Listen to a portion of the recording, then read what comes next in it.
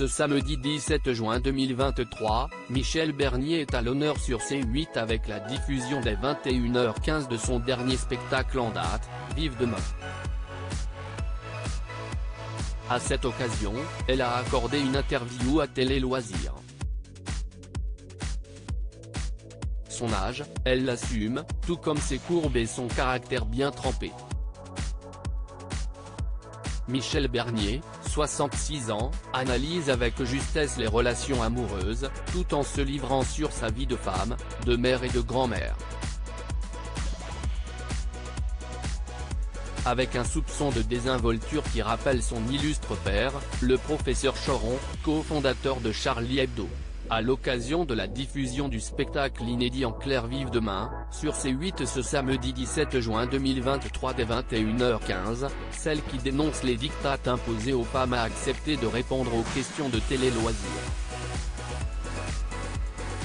Avec les spectatrices, on expérimente les mêmes choses. Télé Loisirs, vous disséquez les relations hommes-femmes sur scène.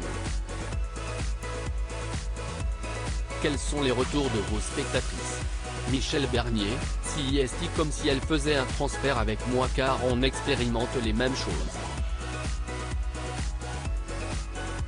D'autant plus que j'ai une vie assez normale, les sujets abordés les préoccupent aussi, comme le fait d'être un peu transparente passé la soixantaine.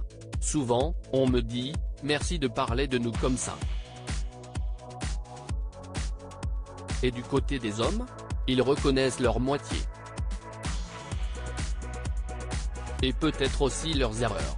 Il y a quelque chose d'assez sympa là-dedans, comme si je pouvais être leur femme, une copine ou leur sœur.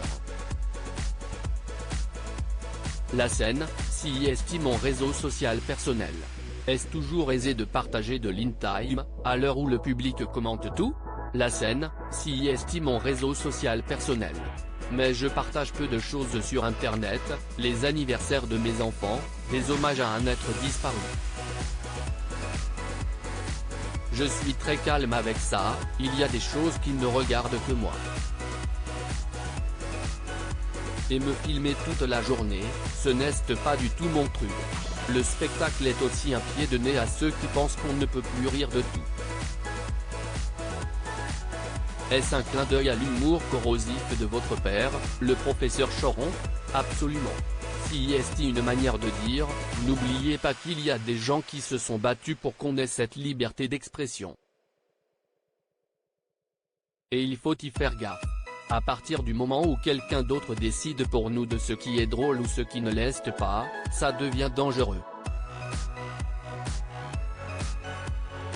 Vous imitez l'accent antillais sur scène, un exercice qui peut faire débat.